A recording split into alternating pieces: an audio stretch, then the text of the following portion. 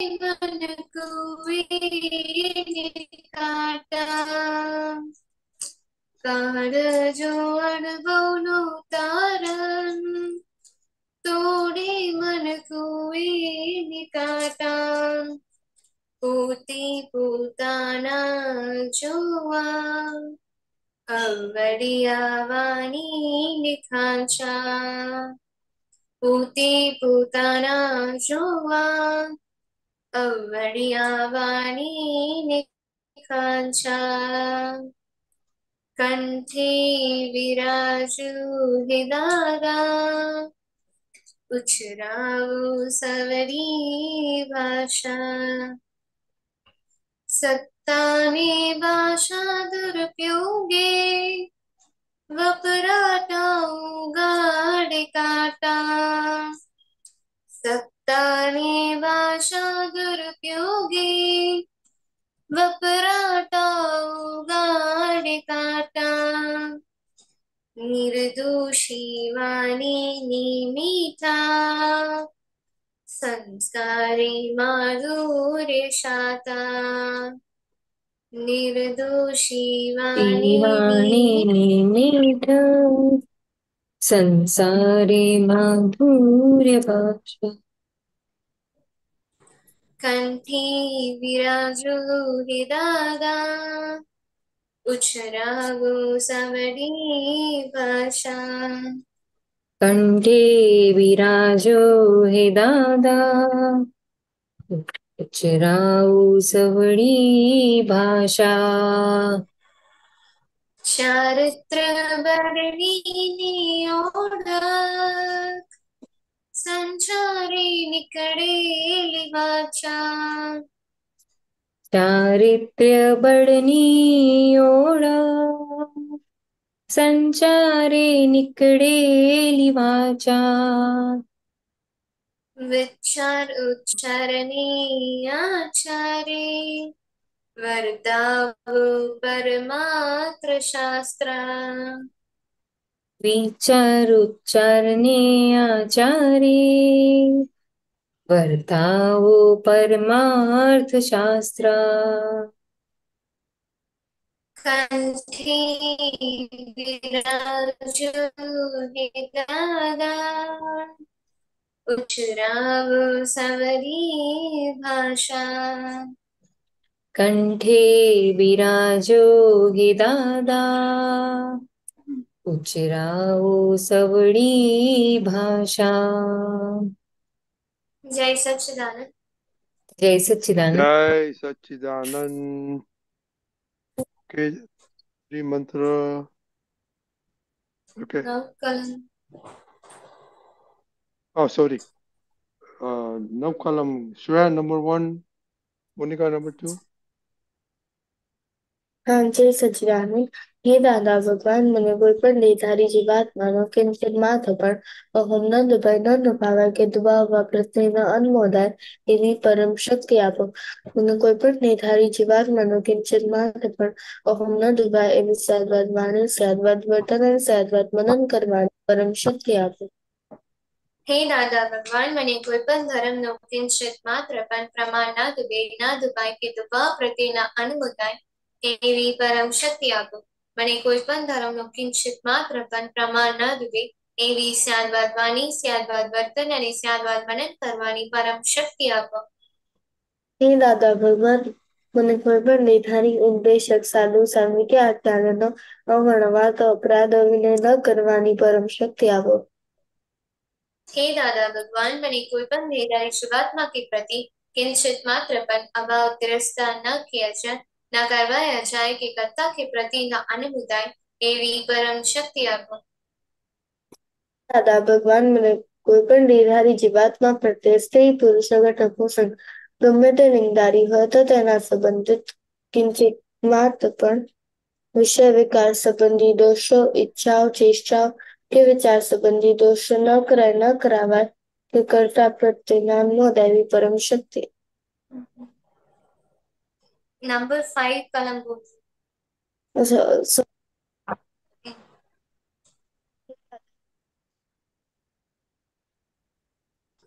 ભાષા તંતેલી ભાષા ન બોલાય ન બોલાવાય કે બોલવા પ્રત્યેના અનમોદાય એવી પરમ શક્તિ આપો. કોઈ કઠોર ભાષા તંતેલી ભાષા બોલે તો મૃદુ રુજુ ભાષા બોલવાની પરમ શક્તિ. હે દાદા ભગવાન, મને કોઈ પણ દેહધારી જીવાત્માથી પ્રતિ સ્ત્રી પુરુષ અગર નપુંસક ગમે તે લિંગધારી હોય તો તેના સંબંધમાં કિંચિત પાત્ર પણ વિષય વિકાર સંબંધી દોષો, ઈચ્છાઓ, ચેષ્ટાઓ યા વિચાર સંબંધી દોષો ન किया जाए, न करवाया जाए કે કર્તા કે પ્રતિના અનુમોદાય એવી પરમ શક્તિ આપો. હે દાદા ભગવાન, મને નિરંતર નિર્વિકાર રહેવાની પરમ શક્તિ આપો. દાદા ભગવાન, મને કોઈ પણ રસમાં દુગ્ધવણું ન કરાવી શક્તિ આપો. સમરસી ખોરાક લેવા એવી પરમ શક્તિ આપો. હે દાદા ભગવાન, મને કોઈ પણ દેહધારી જીવાત્માથી પ્રત્યક્ષ અથવા પરોક્ષ જીવંત અથવા મૃત્યુ પામેનાલો કોઈનો પણ કિંચિત માત્ર પણ અવનવાદ, અપરાધ, અવિનય ના किया जाए, ના કરવાયા જાય કે કર્તા કે પ્રતિના અનુમોદાય એવી પરમ શક્તિ આપો. હે દાદા ભગવાન, મને જગત કલ્યાણ કરવા નિમિત્ત બનવાની પરમ શક્તિ આપો, શક્તિ આપો, શક્તિ આપો. જય સચ્ચિદાનંદ. Very good. Shreya.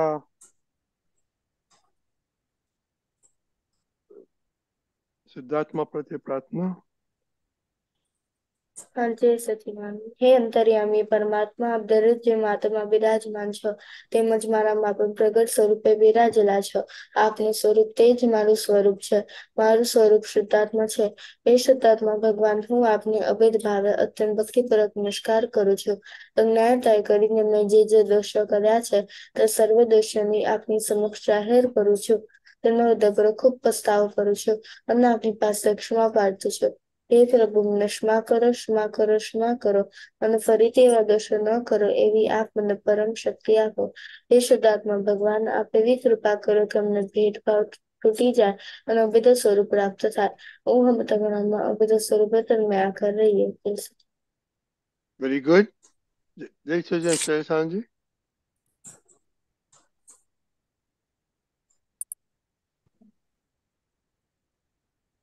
ત્રિમંત્રણ. નમો નમો વિતરાગાય, નમો વિતરાગાય, નમો અરિહંતાણમ, નમો અરિહંતાણમ, નમો સિદ્ધાણમ, નમો સિદ્ધાનમ, નમો આયરિયાણમ, નમો વાયરિયાણમ, નમો વજ્જાયાણમ, નમો વસાયાણમ, નમો લોય સવ્વાસાહુણમ, નમો લોય સવ સાહુનમ, ऐसो पंच नमुक्कारो એસો પંચન મુક્કારો सौव पावपणासनो સૌ પાવપનાસન मंगलानंच सौवेसिम મંગલાનમ ચ સૌવીસમ पद्मं हवै मंगलम. પરમં હવૈ મંગલમ. ओम नमो भगवते वासुदेवाय. ઓમ નમો ભગવતે વાસુદેવાય. ओम नमः शिवाय. ઓમ નમઃ શિવાય. जय सच्चिदानंद. જય સચ્ચિદાનંદ. Okay, Shreya, daily prayer. हाँ, जय सच्चिदानंद. हे दादा भगवान, आप मुझे ऐसी शक्ति प्रदान करें मैं कभी भी अपनी हेल्थ को कॉम्प्रोमाइज नहीं करूं, ताकि मेरा शरीर रूपी साधन मुझे मेरे ध्येय को यानी कि पढ़ाई में और सत्संग में हमेशा सहायक बने. मैं पढ़ाई में बिल्कुल सिंसियर रहूंगी. मैं बुरी सोबत से और कुसंग से कायम दूर रहूंगी और कुछ भी हो मेरा सत्संग कभी भी न छूटे ऐसी परम कृपा करना. प्राप्त मन वचन काया का योग और अपनी आत्मा का उपयोग केवल परोपकार यानी कि जीव मात्र सेवा के लिए करूं, जो कि श्रेष्ठ मानव धर्म है. मैं हमेशा खुद के साथ और अन्य सभी लोगों के साथ के जीवन व्यवहार में सिंसियर मॉरल प्योर बनी रहूंगी, ताकि मैं बराबर दाता भगवान के जैसे ही उत्कृष्ट व्यक्तित्व का मानवी बन पाऊं. हे दादा भगवान, मैं आगे अपने माता पिता की हर बात सुनने की संकल्प लेती हूँ और उन्हें कभी भी अहंकार से जवाब नहीं दूंगी. कृपया इस संबंध में मुझे अनंतांतर शक्ति प्रदान करे. जैसे Monica. हाँ हाँ, जय सच्चिदानंद. हे दादा भगवान, मुझे पढ़ाई में समझने में जो बाधाएं अंतराय आते हैं, जो भी ऑब्स्ट्रक्शन आते हैं, उन सभी को तोड़ने का मैं दृढ़ निश्चय करती हूँ आप ऐसी कृपा करें कि जिससे मेरे दर्शन ऊपर के आवरण टूट जाए और मेरी पढ़ाई सही ढंग से हो। ऐसी आप मुझे परम शक्ति दे। जय सच्चिदानंद। जय सच्चिदानंद। दक्ष। हे दादा भगवान, हे हे दादा दादा भगवान, भगवान, आपके बच्चे हम हम हैं हैं आपके आपके बच्चे, बच्चे।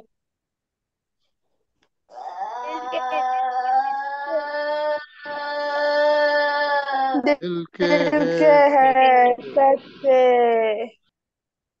फिर भी हैं कच्चे, फिर भी फिर है भी हम कच्चे, काम करेंगे अच्छे अच्छे।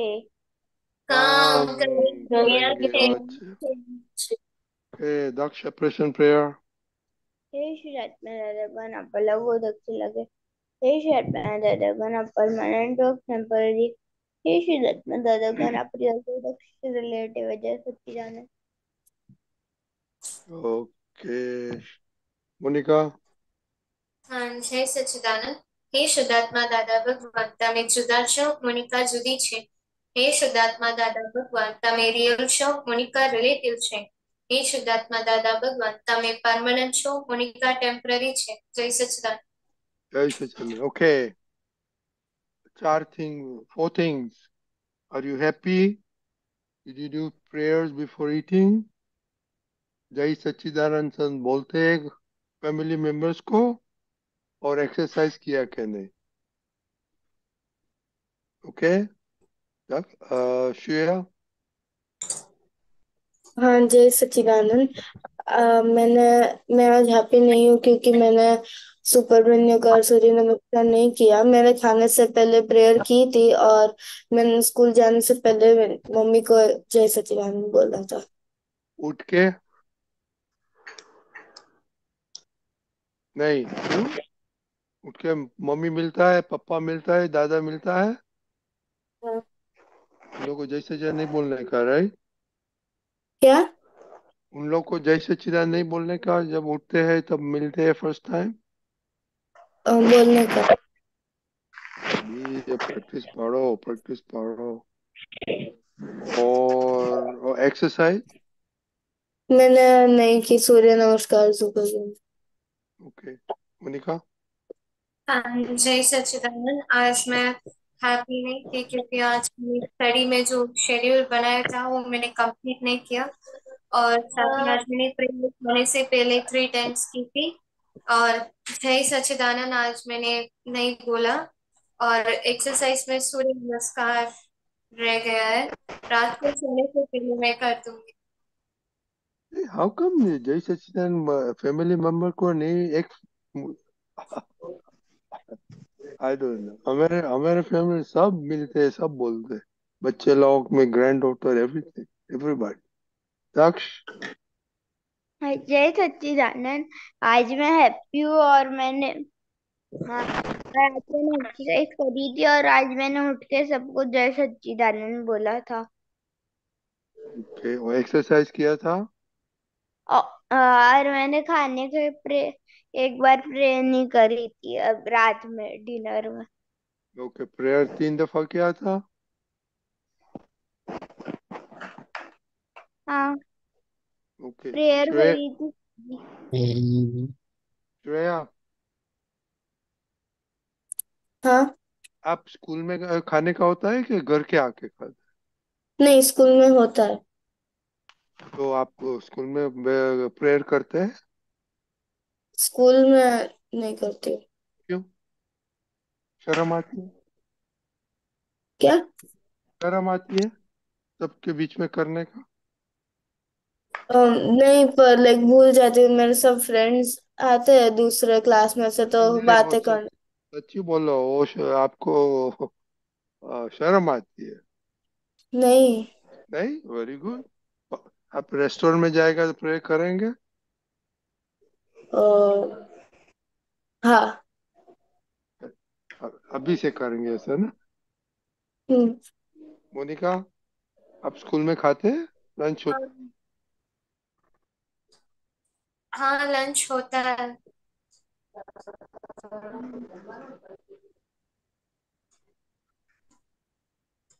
रश्मि, आप उधर प्रे आपकी करते हैं? लंच में और फिर नहीं, उस समय मैं क्यों? नहीं करती।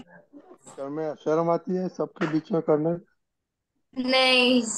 तो आवाज ओ बंद। तुम देखो, शर्म आती होगी। अदरवाइज पब्लिक में नहीं करते हैं। हाँ? अपना खाना अपना अमृत बनाने का है ना। ओके, मीनाक्षी बा। हाँ, जय सच्चिदानंद। आज मैं हैप्पी क्योंकि आज मुझे जो स्टडी करनी थी वो मैंने कर ली थी। फिर आज मैंने खाने खाते पहले प्रेयर की थी 3 टाइम। और फिर मैंने आज एक्सरसाइज में सुपर ब्रेन योगा किए थे। सूर्य नमस्कार सिर्फ 1 टाइम ही किया था। और आज मैंने मम्मी को, पापा को, दादा भगवान को और श्रेया को जय सच्चिदानंद बोला था। गुड। और क्यों सूर्य थैंक यू नमस्कार सर। सूर्य नमस्कार एक ही दफा क्यों किया था? आलस आ गई थी इसीलिए। आलस आ गई थी, ओके। और आप स्कूल में खाने खाते हैं? नहीं, स्कूल में सिर्फ ब्रेकफास्ट होता है, घर आके खाना खाती हूँ। ओके, वेल स्कूल में नहीं खाने खाता। ओके। सो शैलेश, आपने सुना सबका रिपोर्ट। हाँ, और सुना ना। अभी हमने ये हैप्पी के साथ दादा का जो शब्द था उसके साथ अभी नया एडजस्ट एवरीवेयर। तो हम्म, एडजस्ट एवरी तो बहुत स्कोप है, थोड़ा इंट्रोड्यूस करो। But specifically will talk about health, यानी ईटिंग, प्रेयर एंड एक्सरसाइज के कैसे एडजस्टमेंट करना मांगता है। एडजस्ट एवरीवेयर का मीनिंग क्या दादा ने बताया? दादा ने एडजस्ट एवरी पर बात कर दी है ना। हाँ, and then pertaining to only health right now. अच्छा। You जनरल सब्जेक्ट बोलो आप, नो प्रॉब्लम। हाँ, थोड़ी बात दोनों अपेक्षा हाँ, से करते हैं। राइट। तो दादा भगवान ने बताया, उन्होंने अपने दिव्य ज्ञान में देखा कि आज हमें चीज वस्तुओं की कमी नहीं है, किसी की। उसमें से एको आ रहा है वापिस। जब हम छोटे थे तो स्कूल में फीस भरने के पैसे भी नहीं होते थे, यूनिफॉर्म दो ही होता था, और शनिवार को धोने का, सोमवार को पहनने का। मगर आज तो आप सब लोगों के पास तो जरूरत से बहुत ज्यादा चीजें हैं। सो चीजों का दुख नहीं है, तो आज समस्या कौन सी है वर्तमान समय में? तो उन्होंने देखा कि एक दूसरे से एडजस्टमेंट हो नहीं रहा है, मैंने तालमेल, हारमोनी नहीं है। कहाँ कहाँ हारमोनी नहीं है? तो बोले घर में ही पहले तो हारमोनी नहीं है। इतने सारे दिनों से हम सुनते आ रहे हैं, पापा से ये है, मम्मी से ये है, इससे ये है। तो बोले घर में 4 व्यक्ति होते, उसमें भी हारमोनी, तालमेल नहीं रहता है। स्कूल में जाओ, काम की जगह पे जाओ, आसपास में जाओ, तो व्यक्तियों के बीच में हारमोनी का इश्यू एक है। अच्छा, दूसरा है हम है और संयोग है। देखो, आप में से सब लोग खाना मुझे पसंद नहीं बनाया, ये नहीं बनाया, वो नहीं बनाया। तो जो संयोग हमारे सामने आते हैं, दादा भगवान ने क्या बताया? प्राप्त संयोगों का सुमेल से निपटारा करो। तो कोई भी संयोग हमारे सामने आते हैं, खाने का हो, दूसरा हो, तीसरा हो, उससे भी हमारा हारमोनी या तालमेल नहीं हो रहा है। सो व्यक्तियों के साथ और संयोगों के साथ।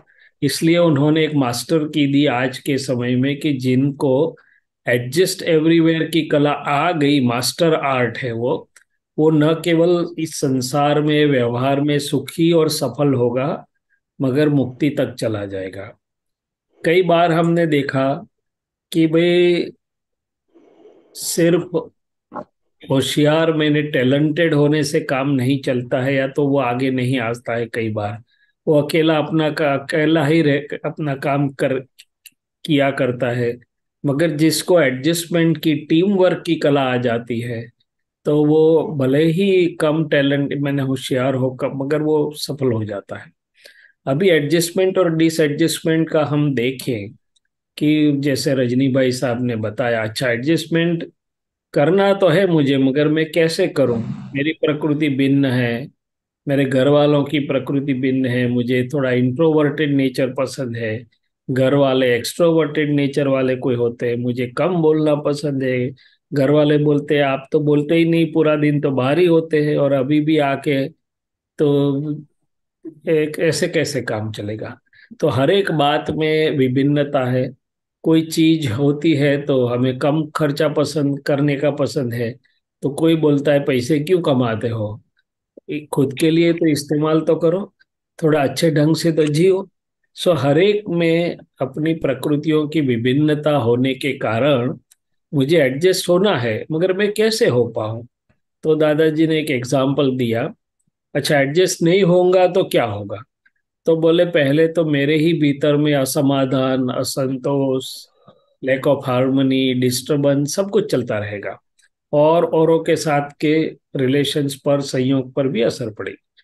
अच्छा एडजस्टमेंट करे कैसे? तो उन्होंने एक ही सिंपल एग्जाम्पल दिया था कि भाई हम खेत में भी जाते हैं, मैंने फार्म हाउस में भी जाते हैं और गार्डन में भी जाते हैं। तो गार्डन तो हम सबको पसंद है कि नहीं है? तो बोले बहुत पसंद है। तो खेत में और गार्डन में डिफरेंस क्या है? तो बोले खेत में एक ही सरीखा का क्रॉप होता है, यदि गेहूं का खेत है तो सब गेहूं, चावल है तो सब चावल, फिर नारियली है तो सब नारियली।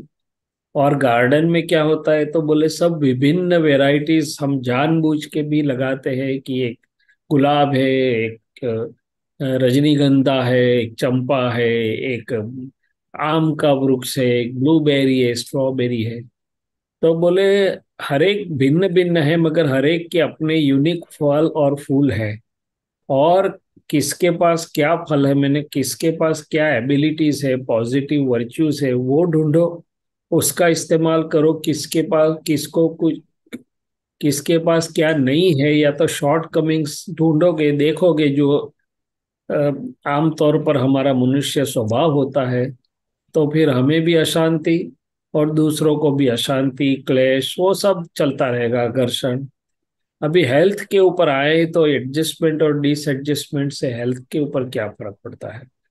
तो स्वाभाविक है कि यदि मैं सबसे तालमेल, हार्मनी है मेरी, तो मैं खूब आनंद में भी रहूंगा, मेरी एनर्जी सब हार्मोनाइज रहेगी, मेरे हॉर्मोन्स सब पॉजिटिवली सीक्रेट होते रहे, means it helps my health a lot. अच्छा एक हार्वर्ड यूनिवर्सिटी के द्वारा सबसे लंबा साइंटिफिक स्टडी किया गया था, ऑलमोस्ट 75+ ईयर्स, जिसमें 3-4 जनरेशन्स शामिल थी। उन्होंने देखा कि हेल्थ और हैप्पीनेस के ऊपर क्या क्या असर कैसे चलता है, 3-4 जनरेशन में स्टडी करके उन्होंने बताया कि जिनके इंटरपर्सनल रिलेशंस और डीलिंग्स अच्छे थे, मैंने एडजस्ट एवरीवेयर वाले थे, वो लोग न केवल हैप्पियर थे मगर हेल्दियर भी थे, और वो लंबा भी जिए थे। तो ये तो वेस्टर्न वर्ल्ड का रिसर्च है। दादा भगवान ने तो अपने दिव्य ज्ञान की रिसर्च किया। अच्छा डिसएडजस्टमेंट से क्या होगा? तो बोले आम तौर पे हम, हमारे शब्द, हमारा वर्तन हम देखें तो मुझे ये पसंद नहीं, मुझे ठीक नहीं लगता है, ये ऐसा करता है, वो वैसे करते हैं, ये खाना अच्छा नहीं है, ये सोना अच्छा नहीं है, मेरी रूम अच्छी नहीं है, हॉस्टल की वो है वो है। जितनी नेगेटिविटी डिसएडजस्टमेंट वाली आप में होगी, पहले खुद का सुख चला जाएगा, मुंह भी बिगड़ेगा, एनर्जी डिसरप्ट हो जाएगी, हेल्थ के ऊपर भी असर पड़ेगी, negatives lead to disease, जैसे मैंने पहले भी काफी बार बताया है।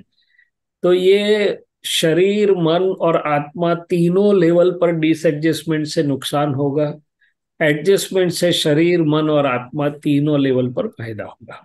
Choice is yours.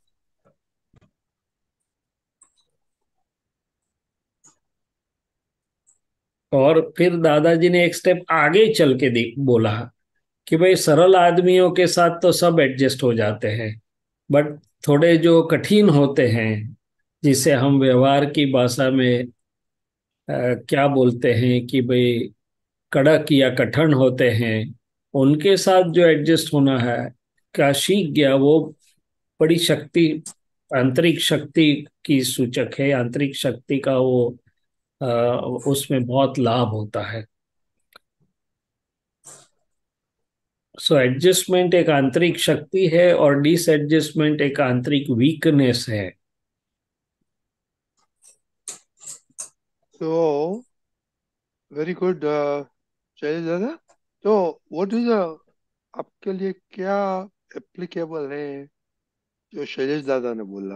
देखा, हाँ, मेरे लिए खाने में एप्लीकेबल है, और क्योंकि मेरी बहन कोई भी काम करती है जो मुझे अच्छा नहीं लगता है, उसमें भी एप्लीकेबल है। और मम्मी के साथ आर्ग्यूमेंट में काम के वक्त, उसमें भी एप्लीकेबल। ओके। तो कैसे एडजस्ट लगेगा? हाँ, जब मम्मी जो भी काम बताएगी उसमें मुझे हाँ कहना है, नहीं नहीं कहना है, और साथ ही वो आराम से कर लेने का, उस समय एडजस्टमेंट लेना है। और साथ ही खाने के वक्त जो भी प्लेट में आए मुझे वो चुपचाप खा लेने का है, मुंह नहीं बिगाड़ना है या फिर कुछ भी डाउट्स नहीं पूछना है। और चुपचाप अकेले नहीं, आनंद के साथ, हाँ। सुमेल से। तो दादाजी ने क्या बताया? प्राप्त संयोगों का सुमेल से, हारमोनियसली होके संभाव से आगे चली। मैंने उसमें हमें आनंद लेना है, पॉजिटिव साइड जाना है। हाँ, और See, अपनी दुनिया first में thing, भी। Monica, the key theme Shailesh दादा ने बोला है, I want to adjust everywhere for my happiness. Yes. Okay, that should be your morning, evening, night prayer. क्योंकि आपके खुद के शैलेश दादा ने बोला वो हैप्पीनेस के लिए कितना फायदा है, हेल्थ हेल्थ कितना फायदा है, अनइमेजिबल। ओके, शैलेश दादा हाँ। वन कैन टॉक अबाउट के हेल्दी होके तो कितना डिजीज नहीं होता है, एक्सरसाइज करते हैं तो कितना डिजीज नहीं होता है। और एक और चीज, हाँ घर बोलिए। वाले तो हमें नभा लेते, मीन्स हमें, हम कहाँ जाएंगे एक दूसरे, मगर बाहर जब आप डिसएडजस्ट होंगे ना, तो लोग आपसे दूर चले जाएंगे, कोई आपके पास भी नहीं आएगा, कोई आपका काम भी नहीं करेगा। आप एडजस्ट होंगे तो ही लोग आपके साथ में रहेंगे, अरस परस काम में भी लगेंगे, कुछ भी करेगा। तो वहां तो आपका व्यवहार स्वार्थ से भी आपको एडजस्ट होना पड़ेगा। हैप्पीनेस और हेल्थ तो है ही है, मगर ऐसे भी तो एडजस्ट होना पड़ेगा। या आपका प्रैक्टिकल हाँ। देखो ना, स्कूल में आप सब जगह पे एडजस्ट नहीं होते तो आप फ्रेंड नहीं बनेंगे, वेरी कोई सिंपल। नहीं। हाँ। तो घर में, फ्रेंड तो फ्रेंड तो नहीं बनेंगे, लोग दुश्मन हो जाएंगे, और वो ढूंढेंगे कि उसको कैसे नीचे खींचे हम। बहुत बहुत अपने को क्या कुछ समझते हैं, ऐसा मानते हैं लोग। या और दूसरे को क्या बोलेगा, ये Monika is like this, Monika is like that, सबको दूर भगाएगा। तो कितना डिसएडवांटेज। हाँ। Sir okay. दादाजी ने एक एक ही सेंटेंस में पूरे व्यवहार की बहुत बड़ी मास्टर की दे दी है, इस सेंटेंस में तो, एडजस्ट एवरीवेयर में। ओके दक्ष, आपने क्या करने का है? मुझे एडजस्ट होना है, और मुझे लंच के और डिनर और लंच के समय प्रेयर करना है। ओके, श्रेया। मुझको कभी भी ना नहीं बोलना है, जो भी काम है और जो भी सिचुएशन हो उसमें एडजस्ट कर देना है, और सब में हाँ बोलना है, ओके, और तो क्या आनंद से सब क्या उसके पहले साहब क्या डिसीजन लेंगे? सब जगह पे। I want to adjust everywhere for my own happiness. आपका हैप्पी होगा तो सारी दुनिया हैप्पी हो गई। शेरजादा ने बताया नहीं, मिताक्षी बा? हाँ जय सचिदानंद। मुझे सारी सिचुएशन में एडजस्ट होना है और हैप्पी रहना है, क्योंकि स्कूल में खास तो मेरे फ्रेंड के साथ मुझे एडजस्ट होना है, और एक्सरसाइज में आलस कम करनी है। वेरी गुड से ऐसा रेजोल्यूशन करना मांगता है।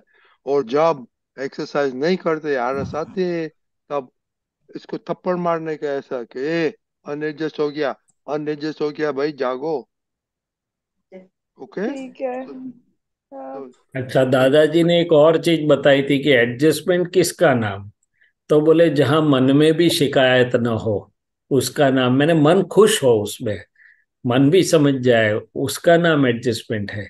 आपने बाहर से एडजस्टमेंट कर लिया और अंदर आपका मन कुदाकूद करता है, मन नाखुश है, तो उसको एडजस्टमेंट भी नहीं बोलते, उसमें एडजस्टमेंट का फायदा भी नहीं है। इसलिए मैंने बताया कि हर एक संयोग में आनंद पूर्वक पॉजिटिवली लाभ उठाओ उसका। okay, so for first thing you have to resolve, okay, या I want to adjust for my own happiness. Toral, मेरे को जो बोले वो मेरे को करना है। और मेरे को जो खाने में भी उसमें का जो भी देखा है ना। पहले पहले ये रेजोल्यूशन करो, बाद में सेकंड इसके अभी मैं खाने में एडजस्ट हूँगा, मैं इसमें ही हूँगा। हाँ बोलो, जल्दी बोलो। एक छोटी सी बात मुझे याद आई कि स्कूल में लोग ये पढ़ते हैं ना, कोई बार हम्म, टीचर पसंद नहीं होता है ना, तो वो सब्जेक्ट पढ़ते ही नहीं, वो सब्जेक्ट में ही वीक रह जाते हैं। तो मुझे समझ में नहीं आता है कि टीचर के लिए पढ़ते हैं कि पढ़ने के लिए पढ़ते हैं।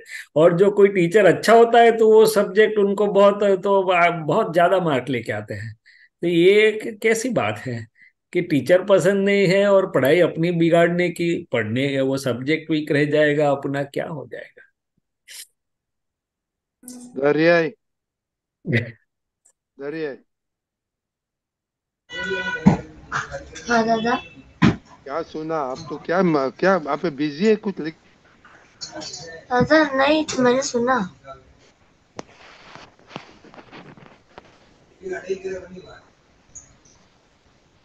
आप ध्यान नहीं देते भाई, नीचे कुछ कुछ करते दादा हैं प्लीज। मैं सुन ही रहा हूँ, मैंने अभी भी सुना। तो बोलो ना, क्या सुना? दादा मैंने सुना कि है ना, अभी है ना उन्होंने कहा कि टीचर के लिए नहीं है ना, जो सब्जेक्ट हर एक सब्जेक्ट में अच्छा है, मतलब है ना, नहीं, इसकी टीचर के लिए नहीं जो पढ़ना, अगर कोई सब्जेक्ट इसकी बात जो कभी नहीं टी हुआ। जो टीचर के साथ एडजस्ट नहीं होते अंदर से, उसमें आप वीक रह जाते हो वो सब्जेक्ट। तो दरिया, मेन थीम किसकी है? और टीचर की बात बात सेकेंडरी है, मेन थीम किसकी बात की है आज? एडजस्टमेंट की बात। हाँ, तो ऐसे बोलो। और किधर एडजस्ट नहीं होता है? ये वीकेंड में देखो, किधर नहीं हो सर। और हेड में कितनी तपली, तपली बोलता है ना हिंदी में, क्या बोलता टपली। है क्या बोल तपली? परेशानी, परेशानी। कितना मारा वो जर? Okay, track it where you did not get adjusted and you reminded yourself by knocking on your head. ठीक है।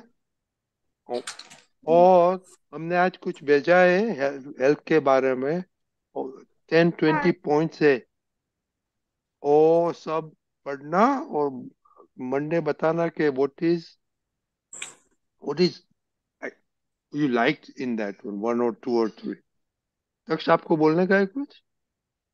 नहीं दादा, वो मैं तो पढ़े थे। ओके, आप पढ़े थे तो बताना मंडे उसमें। वो तो बहुत पॉइंट है उधर, 4-5 पॉइंट। उसमें क्या आपको पसंद है और आपको करते हैं कि नहीं करते हो।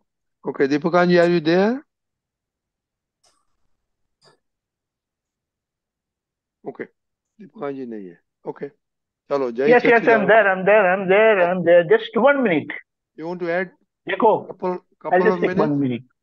Yeah, couple yeah, of yeah. minutes? Just quick, quick, quick, quick. See, हाँ। ऐसा है, आपके मन ने बताया और आपने मन का सुनकर ना किया, हाँ किया, तो मन और हमारे अंदर में तो नेगेटिव बताएगा, लेकिन अगर हम उसके मुताबिक नहीं करेंगे तो वो कमजोरी हमारी टूट जाती है। लेकिन अगर उसी के अनुसार हम करते हैं तो वो कमजोरी और भी बलवान होती है, वो हमें और भी परेशान करती है। इसीलिए हम जागृत हुए हैं, तो जागृति का उपयोग इस तरह से करना है कि हम अपने मन को, अपनी बुद्धि को सरेंडर नहीं होंगे, और हमने जो डिसाइड किया है, डिसीजन लिया है, उसी को फॉलो करना है। तो इस तरह से एक बार अंदर से विचार आएगा कि नहीं करना है, मम्मी ने खाना बनाया नहीं खाना है, लेकिन आपको पता चल जाएगा ये तो मन का सुन रहे हैं, बाहर संजोग अलग है, और मन का सुनेंगे तो कितना जोखिम हो जाएगा, और कितने मम्मी को दुख होगा, आपको दुख होगा, कितने केस बिगड़ जाता है। तो इस तरह से हमें पता है कि 2 सूर्य नमस्कार करने चाहिए, तो बोले नहीं एक ही करेंगे, तो आप एक करेंगे, यानी मन का सुन लिया आपने। तो अभी कल अगर मन बोलेगा कि नहीं करना है, आप नहीं भी करेंगे। मन का सुनने का नहीं है हमें, मन तो बताता है, वो कुछ भी बताए, we must stick on to our decision, और वहीं पर हम अपनी प्रकृति की कमजोरी को तोड़ते हैं। जय सच्चिदानंद। ओके, जैसे वेरी गुड, थैंक यू। तो देखो ये वीकेंड में किधर डिसएडजस्ट हुआ और कितना आपने खुद को रिमाइंड किया।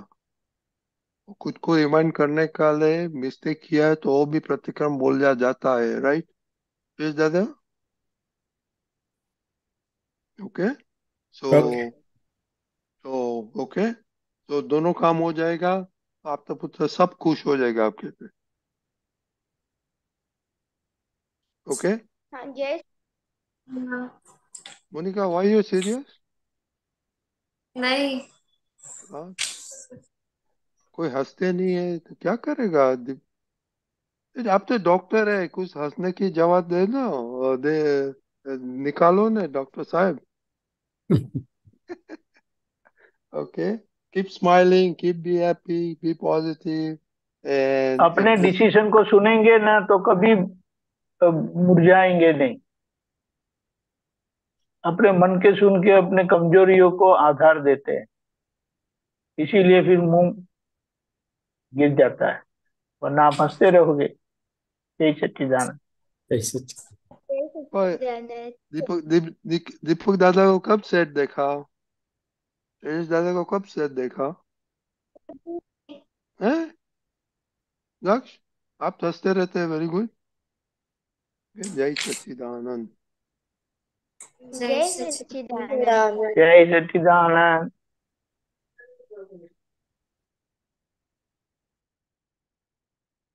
ઓકે, હવે શૈલેષાનંદજી આપણે પાયલબેન પદ ગાશે આજે.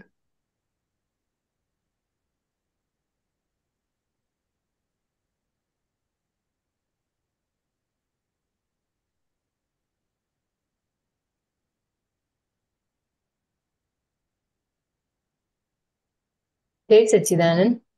जय सच्चिदानंद। तीर्थंकर विहर मान शत शत कोटि प्रणाम। तीर्थंकर विहर मान शत शत कोटि प्रणाम। जय खुल्ला केवल ज्ञान। जय खुल्ला केवल ज्ञान। तीर्थंकर विहर मान शत शत कोटि प्रणाम। जय खुल्ला केवल ज्ञान। जय खुल्ला केवल ज्ञान। सहु तीर्थंकर सम्मति थी। सहु तीर्थंकर सम्मति थी। भवियात्मा जीले समकित बीज। भवियात्मा जीले समकित बीज। कल्याणेश्वर ने प्राण अर्पित। कल्याणेश्वर ने प्राण अर्पित। અકર્મેશ્વર નમ સ્વાતમદી અકર્મેશ્વર નમ સ્વાતમદી ચરમ પ્રદી કર સાર્થક શાસ્ત્ર પ્રમાણ વદ અખંડ ધ્યાન કર સાર્થક શાસ્ત્ર પ્રમાણ વદ અખંડ ધ્યાન જય ચોખા સિદ્ધ વિજ્ઞાન જય ચોખા સિદ્ધ વિજ્ઞાન તીર્થંકર વિહર શત શત જય ખુલ્લા કેવળ જ્ઞાન જય ખુલ્લા કેવળ જ્ઞાન પ્રભુ આશીર્વાદ ભારતને પ્રભુ આશીર્વાદ ભારતને અબ કરુણા સો ત્રિરત્ને અબ કરુણા વરસો ત્રિરત્ને નિર્ભય કક્ષી બાળકને નિર્ભય કક્ષી બાળકને અવગાડો સમકિત અક્રમને અવગાડો સમકિત અક્રમને સતપ્રજ્ઞે હે કાયમની સંગાથ ઝળહળ જ્યોતિ અનામ હે કાયમની સંગાથ ઝળહળ જ્યોતિ અનામ યમ સીમંદર સંધાન યમ સીમંદર સંધાન તીર્થંકર વિહરમાં શત શત કોટિ પ્રણામ જય ખુલ્લા કેવળ જ્ઞાન જય ચોખા સિદ્ધ વિજ્ઞાન યમ સીમંદર સંધાન જય સચ્ચિદાનંદ જય છે. બહુ સરસ પદ સાથે તમે ગાયું, બહુ સરસ પદ તમે કાઢ્યું. કેમ આજે આ નિમંદર સ્વામી યાદ આવ્યા?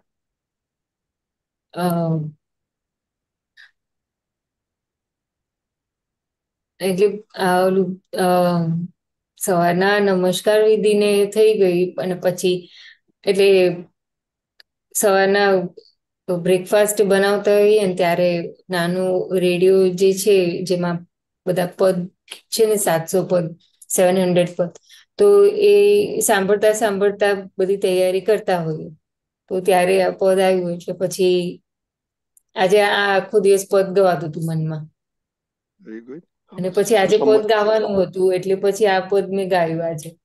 Very good. તમે બેકઅપ થયા. Very good, thank you. અને આપણે આમાં કઈ સમજવું છે શૈલેષ આનંદજી સાથે? શૈલેષ આનંદજી, તમે આમાં થોડુંક તમે આખા પદનું સમજાવો.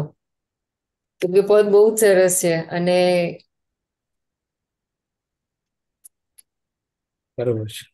એટલે દાદા ભગવાન કે આપણને જે સિમંદર સ્વામી સાથેનું અનુસંધાન તો થયું જ, પણ દ્રષ્ટિ સાથે આપણાથી ભક્તિ રિલેટિવ એમનું સ્વરૂપ તીર્થંકરત્વ વાળું અને કેવળ જ્ઞાનનું સ્વરૂપ બંને સમજાય આપણને. અને એક અદ્ભુત વસ્તુ એટલે કે છે ને તીર્થંકર વિહરમાન શત શત કોટી પ્રણામ. આ અનુસંધાન, આ ભક્તિ જ આપણને એમની પરસદામાં ત્યાં પહોંચાડી બી દેશે અને આપણું કેવળ જ્ઞાન પણ ખુલ્લું કરી દેશે.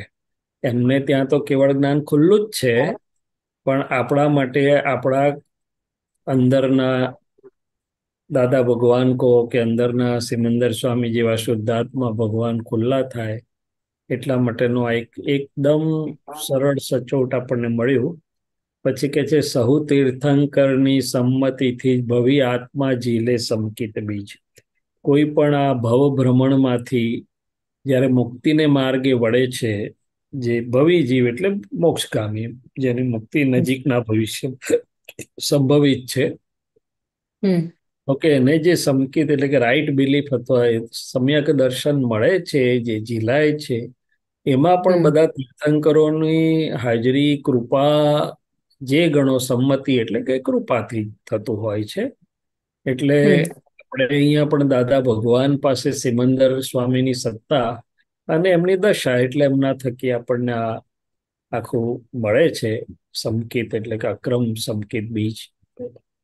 એવા એ કલ્યાણેશ્વર, એમ કલ્યાણકારી જે બ્રહ્માંડમાં બધા ઉચ્ચ દશાવાળા હાજર છે આત્માઓ, સંત પુરુષ હોય, સત્પુરુષ હોય, જ્ઞાની પુરુષો હોય અને તીર્થંકરો હોય, અથવા તો પંચ પરમેષ્ઠિકો કે ઓમ પરમેષ્ઠિકો, જેમાં સિદ્ધ હાજર નથી, બાકી બધા કલ્યાણ સ્વરૂપમાં આવે.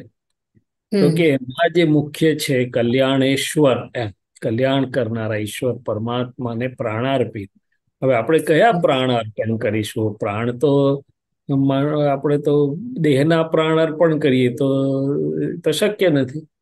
તો કે મારા દિલનો જે સમર્પણ ભાવ છે કે મારા બધા પ્રાણ એમને વશ વર્તો, એમ પ્રાણાર્પિત, એમ એટલે પ્રાણથી પણ અધિક પ્યારું શું હોય મારી પાસે? તે પ્રાણ અર્પણ કરતા અકર્મેશ્વર, એમ એટલે આપણને પણ કર્મ ના બંધાય, એમને તો નથી બંધાતા, એમની પાસે તો આખું વિજ્ઞાન છે કે અકરમ, અક્રમનું એમણે બીજું એક અર્થ કર્યો, અકરમ, કર્મ ના બંધાય એવું વિજ્ઞાન, એવી ચાવી, એ ભાષા.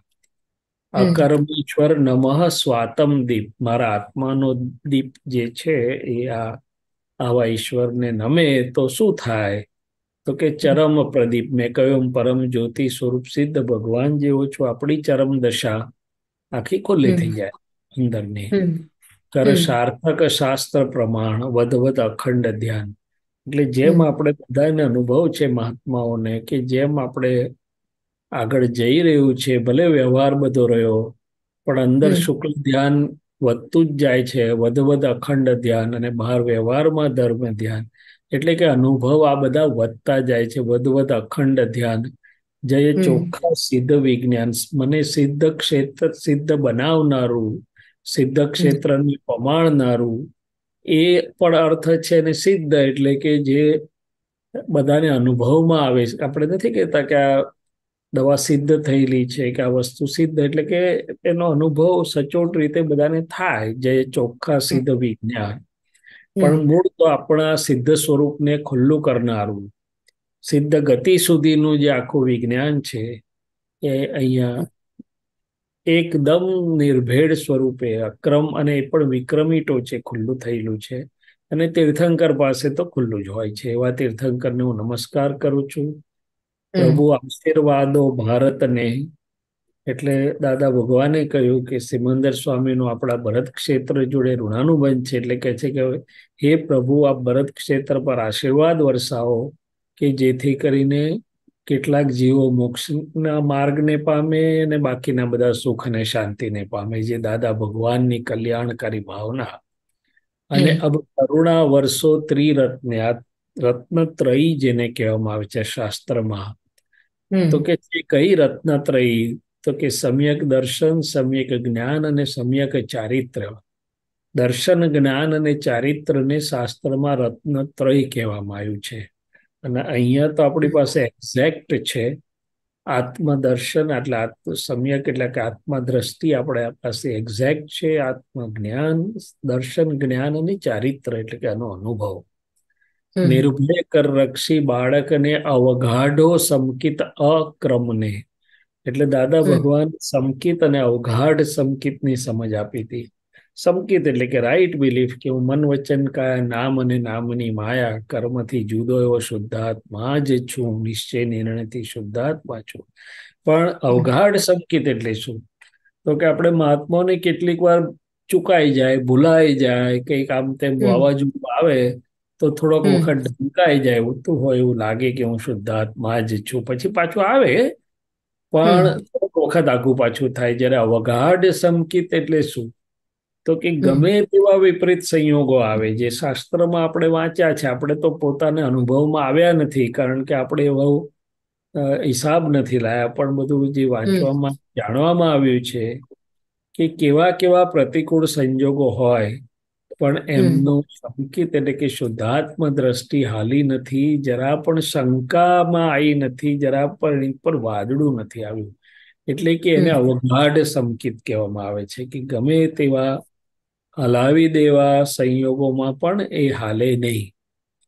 અને અક્રમ ને સતપ્રજ્ઞા એટલે આપણી પાસે જે પ્રજ્ઞા શક્તિ છે, જે સત અને અસત એટલે કે રિલેટિવ અને રિયલ, સત એટલે અવિનાશી, રિયલ ને છૂટું પાડનાર, એ અવઘાડ એટલે કે દરેક કોઈ પણ પ્રકારના રિલેટિવના સંયોગોમાં હાલે નહીં. એમ અવઘાડ સંકેત એ કાયમ નિસંગાત જળહળ જ્યોતિ અનામ, અસંગ હોવા છતાં આપણને એમનો સંગ છે, નિસંગાત. એમ સંગાથ નથી કહેતા, નિસંગાથ કે છે.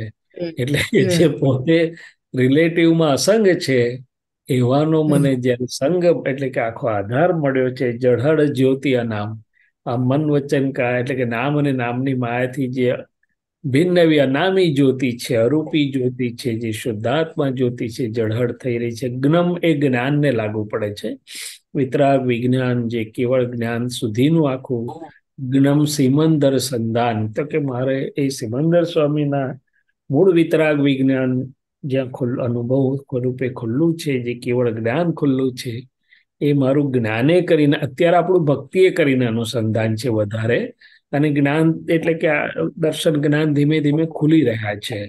કવિરાજ કે છે જ્ઞમ એટલે મારું જ્ઞાને કરીને, દશાએ કરીને, દર્શને કરીને, જ્ઞાને કરીને મારું સિમંદર સ્વામી સાથે સંધાન રહે. ઉપર લઈ જો બાકી હોય તો ઉપર પદ શિફ્ટ કરવું પડશે. પૂરું થઈ ગયું ને? હા, એટલે જુદી જુદી રીતે સિમંદર સ્વામીની ભક્તિ, અને ભક્તિ કરતા આખી દર્શન આપણું ખુલ્લું થતું જાય, અને દર્શન આધારે જ્ઞાન એટલે કે અનુભવ વધતો જાય. કવિરાજ બધી જુદી જુદી રીતે આખી વાતો કરેલી છે. બરાબર.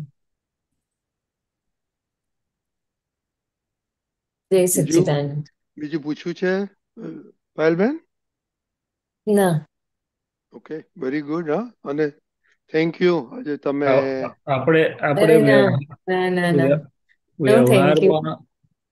વ્યવહારમાં અવઘાડ સંકેત આપણે, મને એમ લાગે કે આપણી આસપાસની ફાઇલોમાં જ્યારે કંઈ નીકળતું હોય એવું, ત્યારે આપણું સંકેત એટલે કે હું શુદ્ધાત્માનું પદ જેટલું સ્થિર રહે, આપણું અવઘાડ સંકેતનું થર્મોમીટર.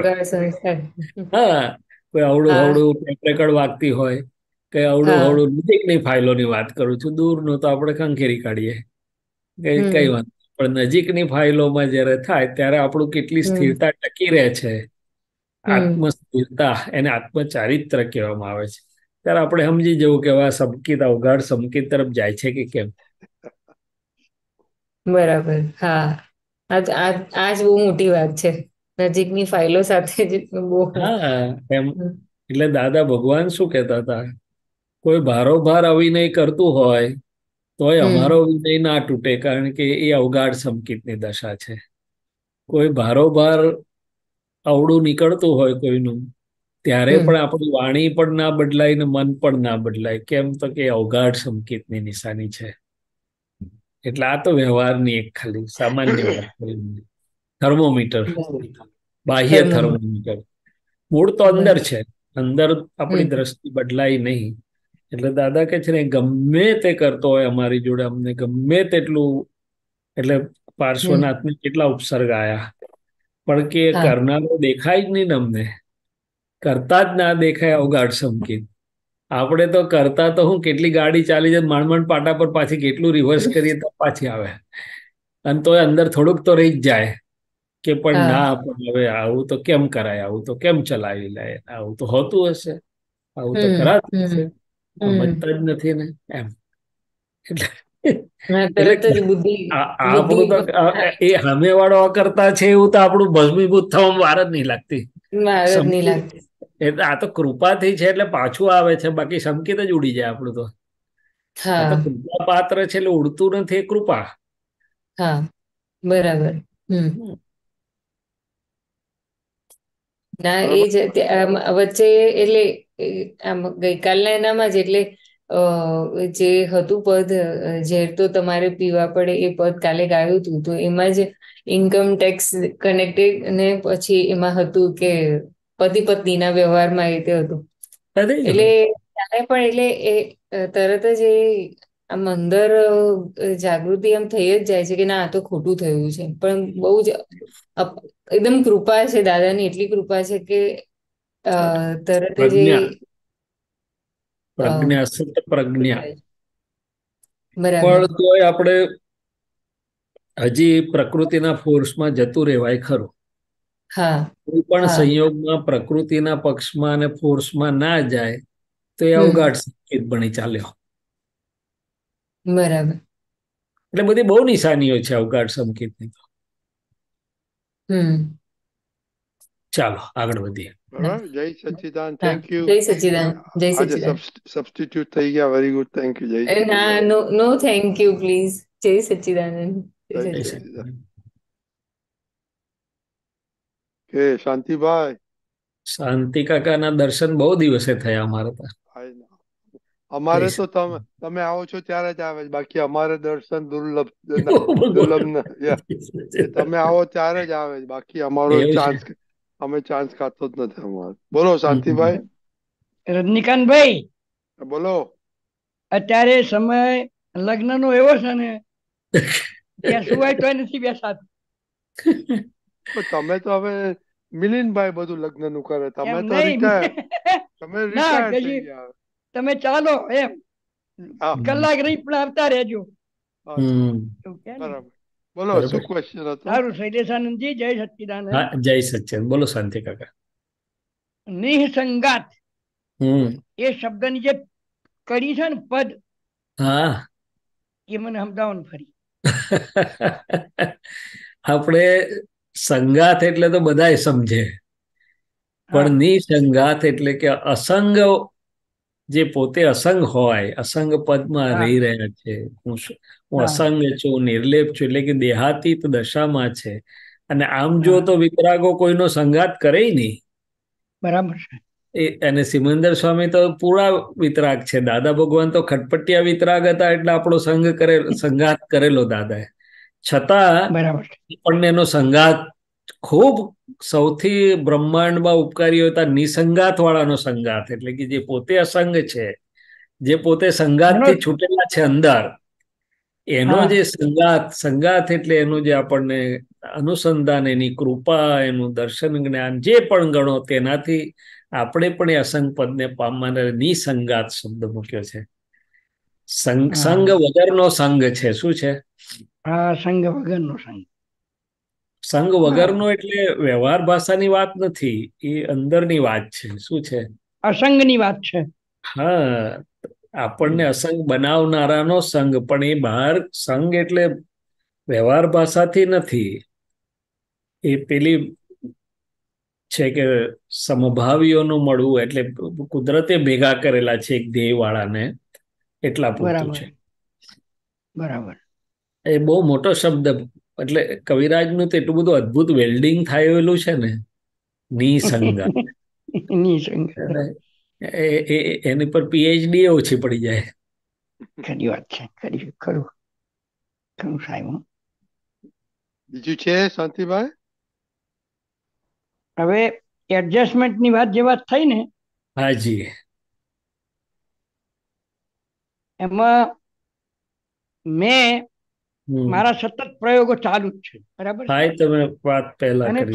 ચાલતો જી એડજસ્ટમેન્ટ મને એવું ફીલ થયું કે આપણે પોતાને કોઈ પણ કામ કર્યા વગર નહીં ચાલે, એ જો રાખ્યું તો પેલા જોડે એડજસ્ટ નહીં થઈ શકો.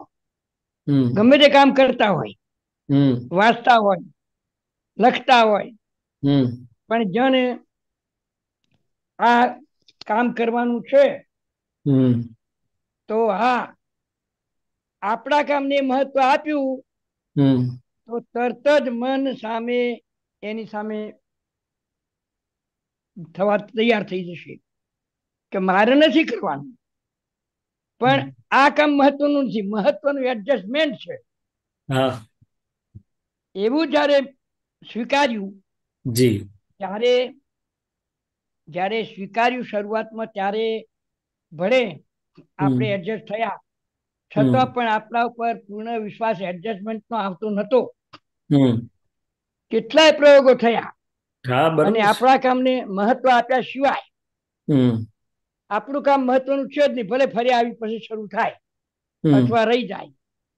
એવું જયારે એમને ફીલ થવા લાગે કુટુંબના એક સભ્યને, ત્યારે એડજસ્ટમેન્ટ લેવાનો પ્રયત્ન પણ સાહેબ થતો નથી, સહજ થઈ જાય છે. એડજસ્ટમેન્ટ ખરેખર પરિણામ છે સમજનું, સમજનું પરિણામ છે. હવે આપ જે વાત કરો છો ને એવી આપણે બીજી રીતે વાત જો જોવામાં આવે ને, બોલો, તો દાદા ભગવાન શિખર થી ઉતરી નીચે ખડા, તો દાદાએ શું કીધું કે અમે કાઉન્ટર પુલી મૂકી દઈએ. શું છે? હવે આપણને લોકોને તો મારા જેવાને હજી પણ શું થાય કે કોઈની સમજ સત્સંગ એવું નહીં, વ્યવહારથી પણ આપણને લાગતું હોય તો આપણને એમ થાય કે કઈ વાંધો નહીં, આપણે ડિસએડજસ્ટ ના થઈએ, પણ એની જોડે આપણને બહુ સમય કાઢવાનું અંદરથી ઈચ્છા ના થાય. કેમ? તો કે ભાઈ મારે લેવલ જુદું, મારી સમજ જુદી, મારું કામ, હું ક્યાં ટાઈમ બગાડું બધા, ભલે હું ડિસએડજસ્ટ ના થઉં. હવે દાદા ભગવાને શું કર્યું તો કે પહેલા તો બુદ્ધિનું બારણું વાસી અને આખું, એટલે આખું તમે જુઓ તો ચારિત્ર, એટલે એ બાળકની પાસે, બાળકથી નાના, દાદા કહે છે બધા નાના બાળક જોડે પણ અમને એડજસ્ટ ના થવું પડે, થયેલા જ હોઈએ અમે એમ, એની જોડે એવા થઈ જઈએ, મિત્ર જેવા થઈ જઈએ એમ. એટલે આપણને તો હજી એડજસ્ટમેન્ટ કરવું છે કે એડજસ્ટમેન્ટ થવું જોઈએ, તો પછી હજી તો બધા આટા વીટવા પડે. મારે તો શું કરવું પડે? અને એમાં એટલે બધી જગ્યાએ, એક જગ્યાએ એવું નહીં, માનો કે આ સત્સંગ કરતા હોય ને એમ લાગે કે હવે જવા દો ને, આ બધું કઈ ઉતરે એવું, એટલે ઠીક છે મારા, તો પછી ત્યાં પછી એને મનમાં એમ થાય કે હવે ટૂંકમાં પતે તો સારું આવે એમ. શું થાય? એટલે એડજસ્ટમેન્ટના તો બહુ બધા પર્યાયો છે, આખું બધું ઘણું છે એમાં. એક દાખલો સાદો તમને આપું. દાદાને મળેલા અને વર્ષ દોઢ વર્ષે જે શરૂઆતનો સમય, તે ખંભાત પાસે ઉંદેલ ગામે ગયેલા અમે લોકો. ખંભાતની નજીક ઉંદેલ, એટલે ડોક્ટર કાંતિભાઈના મતલબ કે કોક નજીકના, ત્યાં પેલા ઉંદેલમાં કોક રહેતું હશે. હવે ઉંદેલ ગામડું એટલે કેવું હોય તમે તો જાણો, પણ અમે તો બહુ પેલું એવું એને જાણીએ ખરા, પણ હવે દાદા જોડે ગયા એ ગામડામાં, હવે આપણે તો દાદાના આકર્ષણથી ગયેલા. શું ગયેલા? પણ પછી તઈ બધું જોઈને જરાક આમ બુદ્ધિબેન કે જરાક પ્રકૃતિને બોલે નહીં, પણ જરાક આમ અસુખ જેવું, અસુખ કરતા પણ આમ પેલું બહુ પેલું એના આમ આનંદ ના આવતો હોય એમ. દાદા બધું જાણે, દાદાને બધું ખબર એમ. એટલે દાદા એકાદ વાક્ય કંઈક બોલેલા, દાદા મને શબ્દ નથી અત્યારે યાદ, પણ ટૂંકમાં બુદ્ધિનું ઓપરેશન કરી નાખેલું દાદાએ એમ. એટલે એડજસ્ટમેન્ટની તો હવે આપણે ડગલે ને પગલે તમારે જે આપણને બિલો લેવલ લાગે છે, જે બિલો પાર લાગે છે, આપણે સાદી વ્યવહારની બુદ્ધિની ભાષામાં વાત કરીએ ને, એ બિલો લેવલ ને બિલો પારમાં કેટલા એડજસ્ટ થયા આપણે? કેટલા લોકો થયા? આપણે કેટલા એડજસ્ટ થયા? હા, ઝઘડો નથી કરતા, આપણે કશું નથી કરતા, પણ હામું આવે તો ધીમે રહીને આપણે શું કહેવાય, આપણો છેડો છોડાઈને આપણા રસ્તે ચાલવા માંડીએ છીએ. નથી માંડતા તો એડજસ્ટમેન્ટ થયું કે ના? એ વાત સાચી છે. એટલે બહુ બધા લેવલો છે આના, સૂક્ષ્મ લેવલ તો ઘણા બધા છે. ટૂંકમાં પ્રાપ્ત સંયોગોમાં વિતરાગોને ક્યાંય પણ કશું એ નથી આવ્યું એમ. જે સંજોગ સામો આવ્યો એમાં વિતરાગ ભાવે એ લોકો પ્રેમપૂર્વક નીકળી ગયા છે. અને આપણે તોલમાપ છે, જે બધું તોલમાપ. આ તમે જે વાત કરી ને हाँ जी। એ મારા ફાઇલ નંબર 2 હા એમને એક અક્ષરે વાંચતા આવડતું નહીં. બરોબર. બરાબર. હા પણ તમે ના વાત કરી કે આમની જોડે એડજસ્ટ અંદર મન કેવું બતાવતું હશે એ ટાઈમમાં ઘણો ટાઈમ થયો. અને તમે બધાને ભણાવો એવો. એટલે હું મારું પછી કહેતો નથી, પણ ના ના, આ તો એમ સામાન્ય નહીં, વાત કરું તમે છું. કીધું ને મનમાં જે એ હા સાહેબ ડંક રહેતો તો ના, ના, એ આ તો એ ડંક તો બહુ નડ્યો મને. બધાને આમને આપણે કશું ખબર બધાને ના. થાય. હું તો આપતા પુત્રોની વાત કરું. આપતા પુત્રો કોક વાર બોલે કે હવે અહીંયા બહુ કઈ સત્સંગ છે નહીં, બહુ લોકો ભેગા થતા નથી ને હવે શું કરશું ને અને અહીંયા બહુ બધા મહાત્મા, હા બહુ સમજ, બહુ બધા ભેગા થાય છે. એટલે મન તો બધું બતાડ્યા જ કરે, ડિસએડજસ્ટમેન્ટ કરાવવા ફરે આપણને. હવે એમાં સંભાવ કઈથી લાવો? એમાં બહુ પુરુષાર્થ કરવો પડે, પણ પુરુષાર્થ જો તમે કરો સાચા આ તો દિલથી ચાલો, તો આ તો આવે જ સાહેબ. ના ના, હવે આ તો ખાલી વાત કરું છું કે ના ના, સૂક્ષ્મ તમારી વાત તો બહુ પાયાની છે, ખાલી વાત બોલશો નહીં સાહેબ. ખાલી વાત નથી, બહુ અનુભવની વાત છે. શું જે રાઈટ. અનુભવો એ અનુભવો મને જે થયા એ તમારા દિલમાંથી જયારે નીકળે ને જી. ત્યારે મને એમ થાય કે ના બરાબર હું સાચા રસ્તા છું. ના બરોબર છે. એટલે ઘણું બધું આમાં હોતું હોય છે કે નિરંતરનો આ તો એટલે પ્રયોગ કે છે. પ્રકૃતિના પરિણામો અને આપણા સમજના જ્ઞાન પરિણામો બે હા, ચાલ્યા જ કરે સામસામા. કલર કરે. કેમ કે પ્રકૃતિ જૂના પરિણામો બિલીફની પરિણામ વાળી છે ને સમજ હા હા, આજના પરિણામ વાળું છે. અને એડજસ્ટમેન્ટ પણ હજી નીચેનું પગથિયું છે. મહાત્માઓને તો એનાથી ઉપરનું પગથિયું આપેલું છે દાદાએ. પણ છતાં સારું છે એડજસ્ટમેન્ટ, ખોટું નથી, કારણ કે એ બાને ઉપર ચડે પગથિયું. બરાબર શાંતિભાઈ? હા, જય જય એડજસ્ટમેન્ટ થી પણ જય શાંતિની અનુભૂતિ થાય સાહેબ. એડજસ્ટમેન્ટ એટલે ઓછું ના નહીં આવતું, ચોક્કસ તમે થાય ને. પેલું એડજસ્ટમેન્ટમાં પગથિયું કહો છો ને, ઘણું બધું છે. પણ પણ કહેવાનું તાત્પર્ય શું છે કે મહાત્માઓને તો એડજસ્ટમેન્ટ થી ઉપરની દ્રષ્ટિ આપેલી છે દાદાજીએ. હા, જય સચ્ચિદાનંદ. જય જય સચ્ચિદાનંદ. સચ્ચિદાનંદ. કશ્યપભાઈ? બધાને જય सच्चिदानंद, रंजी जय सच्चिदानंद, જય शेर સચ્ચિદાનંદ. જય સચ્ચિદાનંद. जी। मुझे पहला ये क्वेश्चन पूछना है कि जो हमारे को जो दैनिक स्वाध्याय होता है जो व्हाट्सएप में आता है, उसको हमको मतलब कैसे करना अच्छा रहता है? वो थोड़ा सा मतलब वो हमको, वैसे तो सिर्फ उसमें फोटोज आते हैं और उसमें वीडियो ऑडियो आता है, वीडियो आते हैं, तो लेकिन कैसा वो मतलब करना अच्छा रहेगा? तो वो थोड़ा सा पे थोड़ा मार्गदर्शन दी। मेरे समझ से ऐसा है कि जो कुछ भी आता है, अकेला फोटो आया या ऑडियो आया, वीडियो आया या सूत्र आया, ये नामधारी फाइल एक, उसे देखते ही अपने खुद शुद्धात्मा के साथ भी जुड़ती है, दादा का अनुसंधान भी होता है, और ये व्यवहार में यदि मैं रिलेटिव साइड पर चला गया हूं तो मुझे वापस रियल साइड पर ले आता है वो तुरंत ही। सो स्वाध्याय का मतलब है स्व में लाने वाला, स्व में मुझे लेके आता है, स्व को बढ़ाता है, शुद्धात्मा अनुभूति को जो बढ़ा रहा है।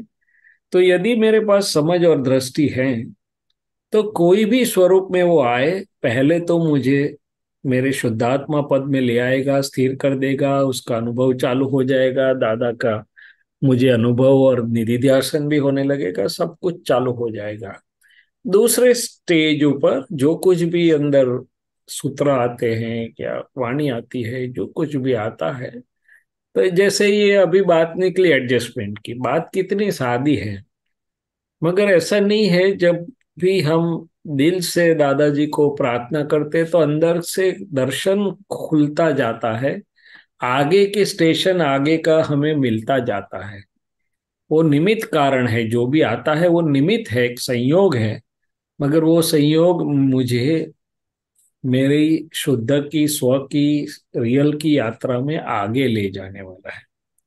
और तीसरा ये भी कई बार देखा गया है कि यदि मैं दादाजी को हाजिर करके वो उसका लाभ लेता हूँ, तो जो भी मेरी प्रकृति में रुकावट है, बाधकता है, या तो संजोगों में जो कुछ भी रुकावट उलझन हो वहां उसका सॉल्यूशन हो जाता है।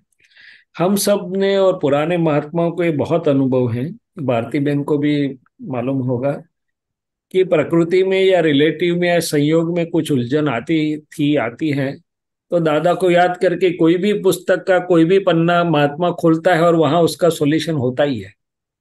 तो क्या लेकिन वो।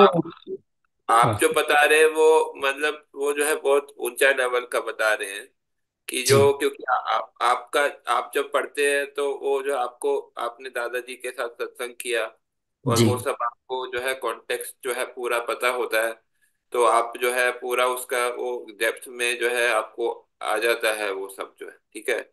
तो लेकिन उसमें हमारे को क्या होता है कि हमारे को वो जो है दादाजी का जो है वो कॉन्टेक्स्ट नहीं मालूम होता है जो उसमें, और उसमें ऐसा ये सब होता है। तो वो चीज जो है वो हमको जो है जो बिगनर लेवल है उसके लिए बताइए कि वो कैसे स्वाध्याय करें। नहीं, वही मैंने बताया कि जो बिगिनर या तो थोड़े परि, आप भी बिगिनर तो नहीं है, आप इतने लंबे समय से सत्संग से जुड़े हुए हैं। सो मैं तो आपको मेरा जो है बिगिनर। वो बिगनर ही है, क्योंकि देखो मेरे को जो है वो थोड़ा कभी कभी जो है मतलब वो कॉन्टेक्स्ट नहीं है, ठीक है, एक तो नहीं, जो है। वो बहुत समझ गया मैं, कॉन्टेक्स्ट दूसरा नहीं है वो दूसरा दादाजी बात को। दूसरा बात जो है कि वो थोड़ा कई बार जो है कि उसमें मतलब समझने में लैंग्वेज में भी तो कभी कभी प्रॉब्लम होता है, ठीक है। कई अभी तो थोड़ा पहले से काफी बेटर है खासकर, लेकिन ऑडियो में खासकर ज्यादा होता है उसमें थोड़ा समझने में जो है वो वर्ड वर्ड में कैच नहीं जी आता है जो है, तो उसमें पूछने में भी जो है थोड़ा प्रॉब्लम होता है जो है जी जी। तो फिर भी पूछ मेरे सकते हैं, लेकिन ऑडियो मेरे में थोड़ा पूछने में प्रॉब्लम होता है। तो वो कैसे पूछे जो है वो जो है उसमें टाइम लगता है हाँ, कुछ। तो डॉक्टर कश्यप जी, मेरा समझ ऐसा कह रहा है अभी मुझे कि हो सकता है कि सबकी सब बात सब शब्द हमारे समझ में ना आए। ये तो दादा भगवान की हाजिरी में हमारे साथ भी ऐसा होता था कि सब शब्द तो हमें समझ में ना भी आते थे, आज भी नहीं आते हैं मान लो। मगर एक जो उजाला के साथ जो अनुसंधान होता है, जब हम भावना से जुड़ते हैं कि चलो इसमें जो कुछ भी, मैं तो ऐसा बोलता हूँ कि भाई जिसको मानते हैं कि अंदर वाले दादा भगवान या दादा भगवान जो भी आप स्वरूप से समझते हैं कि मुझे जो अनुभव आपको हुआ है, जिस अनुभव में से ये बात निकली है वो अनुभव मुझे भी हो, वो समझ मुझे भी प्राप्त हो, ऐसी मेरी भावना या प्रार्थना वही मुझे बाकी आगे ले जाती है। तो सब शब्द समझना जरूरी नहीं, एक अंगुली निर्देश है। ये क्या है कि भाई ये व्यवहार में संसार में ये समझ से चल रहे थे, उससे ये दुख उलझन हुई, तो ये अंगुली निर्देश ये बाजू का है जो मुझे ये बाजू ले जा रहा है।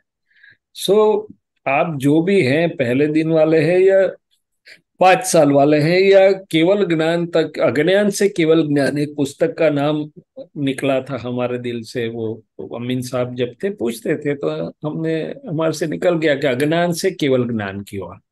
अज्ञान मैंने पूरा ये जो सब बिलीफ जो आज संसार व्यवहार में जो नीचे हैं, तो वहां से धीरे धीरे धीरे धीरे केवल ज्ञान की तरफ कैसे जाए।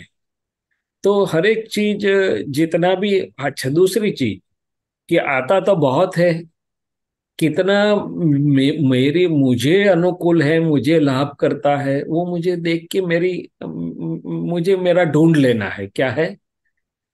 डिपार्टमेंटल स्टोर में सारी चीज होती है, सारी हम नहीं खरीदते हैं या देख लेते हैं। डॉक्टर की या फार्मेसी में सब दवाई होती है, सब दवाई मुझे चाहिए भी नहीं, सब लेते भी नहीं है, मगर उसमें मुझे मेरी मिल जाती है, वो महत्व का है। तो मैं तो ऐसा समझता हूँ कि दादाजी से ही प्रार्थना करके कि जो ज्ञान आपके अनुभव धारा में से निकला है आज एक या दूसरे स्वरूप से मेरे पास आ रहा है, तो ये ब्रह्मांड में हाजिर सभी ज्ञान प्रकाश स्वरूप शक्तियां मुझे वही समझ, उसका मर्म समझने में सहायता करो, वो मार्ग पर चलने में सहायता करो। ऐसा छोटा सा भावना रखेंगे तो बाकी का तो होता थोड़ा सा चला। थोड़ा सा असहजता हो जाती है जब कुछ समझ नहीं आता है। और आपने जो बताया कि सब चीज समझना जो है नहीं जरूरी है, लेकिन जरूरी नहीं है, नहीं है। हाँ, वो वो थोड़ा शब्द, हाँ नहीं प्रकृति में बराबर। ऐसे है कि वो थोड़ा असहजता होती है कि ये चीज जो है मतलब 20 20 15 वो आए और एक ऑडियो आया तो उसमें कुछ नहीं समझ में आ रहा है, तो या नहीं तो जो है मतलब उस टाइम ही पूछने का है, या जो है मतलब वो मैं उसका, ऐसे नहीं मैं दुविधा तो ऐसा, होता है कि दुविधा होता है कि वो जो है कि उसको कैसे जो है मतलब हैंडल करे, जो है थोड़ा सा इस तरह से जो है मतलब वो दो दो असहजता हो जाती दो दो दो चीज है। एक कि मान लो स्थूल एग्जाम्पल भी दूं ना, तो हम तो डॉक्टर लोगों की कॉन्फ्रेंसेस बहुत होती है, उसमें तो कई फील्ड के एक्सपर्ट्स कितना सारा बोलते रहते हैं। उसमें से तो मेरे को तो 2-5% ही अंदर जाता है या काम में लगता है। पर मैं इतना देखता हूं कि मुझे क्या काम में लगे, चलो पकड़ के आगे चलो। एक चीज ये है। दूसरी चीज कि यदि आपको ऐसा लगता है और आपकी प्रकृति में ऐसा है, तो उस समय पे आप एक नोट करके रखिए कि भाई ये मुझे जानना है। और फिर थोड़ा कलेक्ट हो जाए, टाइम ढूंढ के किसी को के पास या तो सत्संग में उसको पूछ के समझ लीजिए, यदि इफ यू आर इंटरेस्टेड कि नहीं मुझे तो सब डिटेल में सब वर्ड्स वगैरह समझना है। बाकी मेरी प्रकृति तो ऐसी है कि मैं तो सब वर्ड समझने के लिए नहीं जाता हूँ, उसका मायना जिसे बोलते हैं ना, सारांश क्या है, और देख के दिशा मुझे क्या आगे ले जाती है पकड़ के चला जाता हूँ। जैसे मैं, मेरे साथ हुआ था जब दादाजी को मिला, उससे हफ्ते भर पहले की बात है, क्योंकि मेरा फर्स्ट एमबीबीएस का सत्र खत्म हुआ। 2 हफ्ते का सिर्फ वेकेशन होता है हफ्ता हमको। बोला ला, मन अंदर से स्फुरणा हुई कि चलो अभी मेडिकल के पुस्तक सुख तो पूरे 1.5 साल तक उसी में था, अभी कुछ नया देखे दुनिया में और क्या है। तो महावीर जैन विद्यालय की लाइब्रेरी थी हमारी, तो पुस्तकें निकाला, उसमें एक पुस्तक हाथ में आया, उसका नाम था हेमचंद्राचार्य जी का योग शास्त्र, गुजराती में था वो जो आज पता चलता है बाद में कि ये तो बहुत ऊंचा स्टैंडर्ड बुक माना जाता है वितराग मार्ग में। 500 पत्ते की बुक थी। वो 500 पत्ता पढ़ने की मेरे में धीरज पेशेंस ही नहीं था कि मैं वर्ड बाय वर्ड पढूं और वर्ड बाय वर्ड समझने के लिए जाऊं। सो मैंने ऐसे पन्ने उल्टाने लगा, मगर सिंसियरली कि भाई उसमें कहना क्या चाहते हैं, दिशा क्या दिखा रहे हैं वो, अणुव्रत महाव्रत। फिर मैंने मेरे आपसे पूछा कि मेरे से होगा क्या इसमें, पर भावना थी। तो एक पैराग्राफ पर मेरा नजर टिका। 500 पत्ता तो मैंने पढ़ा भी नहीं था, आज भी ऑनेस्टली बोलता हूँ, थोड़ा ऐसे देख लिया था जैसे समरी रीडिंग जैसा देख लिया कि भाई कहना क्या चाहते हैं। मगर देखो कुदरत क्या काम करती है। तो उसमें एक पैराग्राफ मेरे दिल को छू गया कि भाई शरणिक राजा थे, उसके जीवन में ऐसा कोई व्रत और जप तप उपवास तो थे नहीं, मगर उसके ध्यान में हमेशा महावीर रहा करते थे। तो ऐसे ही गुण वाले पहले तीर्थंकर ऐसे ही आयुष्य वाले हो जाएंगे। वो मेरे दिल में घुस गया कि ये शॉर्टकट है यार। ऐसा यदि भगवान के का ध्यान करने से भगवान जैसे हो जाते तो ये शायद मेरे से होगा। पर नेक्स्ट क्वेश्चन आया कि अभी देखा नहीं, ध्यान कैसे करूं, मूर्ति का करूं कैसे करूं। मगर कहने का तात्पर्य क्या है कि मुझे लगा कि ये मेरे काम का है इतने 500 पन्ने में से। तो फिर 2-3 दिन में दादा भगवान मिल गए, बाद में मिले, बाद में निधि ध्यासन शब्द सुना। हम्म। सो तो दिस ऐसे इज, कई बार ऐसे होता है कि जो है वो पीडीएफ भी भेजते हैं, तो वो थोड़ा थोड़ा लंबा होता है, वो काफी मेहनत से वो आप उत्तर वो इकट्ठा करते हैं एक टॉपिक पे। तो लेकिन वो उतना छूट जाता है, वो नहीं होता है जो है वो फिर को ऐसे होता है कि तो पढ़ूं क्या पढ़ूं, जो है उसे दुविधा होती है आप उससे। आप तो पुत्र अपना स्वाध्याय करते हैं, और वो सबके लिए सामुदायिक है, जिसको जो काम में लगे वो लेगा उसमें से। आप तो हाँ, पुत्रों को भी नहीं मालूम कि क्या कौन काम में लेने वाला है, मगर दादा भगवान की वाणी है, कहीं ना कहीं पहुंचेगी लोगों के दिल में। किसको एक वाक्य पहुंचेगा, किसको दूसरा पहुंचेगा। ठीक सो इसलिए उसको एकेडमिक अर्थ में मैं नहीं लूंगा। मैं तो उसमें से मुझे क्या दादा कहाँ ले जाते वो देख लेता हूँ। हाँ, सहज आप सहज भाव से जो है जाते हैं कि वो मतलब हम्म। जहाँ मतलब आपको उसका सार ले लेते हैं उसका जो है यस। हमें। ठीक है, अच्छी डॉक्टर बात है। पूर्णिमा बेन, जय सच्चिदानंद। एक और क्वेश्चन पूछना हाँ जरूर चाहूंगा। से जरूर पूछिए ना, पूछिए, तो हाँ हमारा वो बीच में कार चलता रहता है। हाँ वो जो है मतलब जब जो दादाजी के आपने जो दादाजी के साथ जो है जो समय बिताया उसके बारे में बताइए कि जब महात्मा जो है दादाजी के सामने अगर वो आपस में कुछ जो है मतलब आपस में टकरा रहे किसी भी प्रकार से, तो दादाजी का क्या रिएक्शन होता था वो ओ थोड़ा मैं। वंडरफुल। दादाजी उतने ही प्यार से, उतने ही हंसते रहते थे, उनको तो कोई परमाणु आगे पीछे नहीं होता था, देखते सब थे। जरूरत पड़े तो वहां बोलने का बोल भी देते थे, मगर वो क्या बोलते थे मालूम है? क्या? मेरी हाजिरी में आप जितना लड़ना हो लड़ लो, कि ताकि आपके सींगड़े, क्या बोलते, हॉर्न्स, घिस के स्मूथ हो जाए, शालिग्राम हो जाओगे। आप बाहर झगड़ोगे तो कर्म और उलझन बढ़ा के लाओगे, मेरी हाजिरी में झगड़ोगे तो परमात्मा, तो आपकी सींग स्मूथ हो जाएंगे, आप शालिग्राम हो जाओगे। ये तो बहुत बड़े विज्ञान की बात है। सो दादाजी ने कभी किसी को रोका भी नहीं, किसी को टोका भी नहीं ऐसे अर्थ में, मगर उनकी हाजिरी अद्भुत थी, और उनका तो पेट का पानी भी नहीं है वो तो। आप एडजस्टमेंट की जो लोग ये बात कर रहे हैं थे, तो आप देखो कि दादाजी के सामने दादाजी के अंतेवासी जब लड़ते थे, एक एक घंटा दो दो घंटा समय बिगाड़ते थे, दादाजी का क्या एडजस्टमेंट होगा?